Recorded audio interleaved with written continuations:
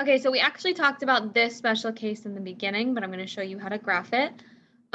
This was one where it's not super obvious what the slope is and what the, well, it's not super obvious what the y-intercept is. So our slope is the number in front of the x, so that's 2. But the thing that's being added in this case is 0.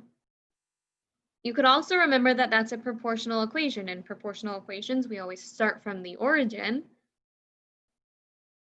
and then we do our rise over run. And our rise over run is positive 2 over 1. Positive slopes go up 2 and to the right 1, up 2 and to the right 1, or they can go down 2 and to the left 1. And that's going to give us a nice line that has a slope of 2.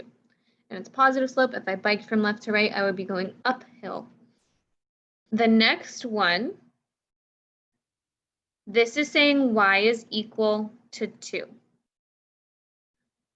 That means that at some point it's going to cross our graph at 2, but it tells us there's no slope. So this is like y equals 0x plus 2. So there's no slope. That means we don't go up and over at all. 0 slope is the kind of slope that looks like this, straight side to side. So whenever they tell us y equals a number, that basically means that it's never going to change on the y-axis. The x is going to change a bunch of times to a bunch of random numbers, but it's always going to be true on the y-axis. This next one, it's never going to cross the y-axis because x is always equal to 5. So there's no y-intercept, which means our slope is going to be undefined. So x is going to be equal to 5. It'll go up and down forever and ever and ever, but it'll never go left to right because x is always 5.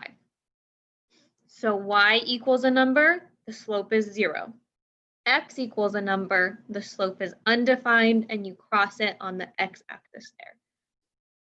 Probably later on this unit, or maybe in algebra, you'll talk about x-intercepts, but that's basically where it crosses on the x-axis. That's all for special cases. Obviously, we'll practice in class, so make sure you're there for that, and I'll see you then.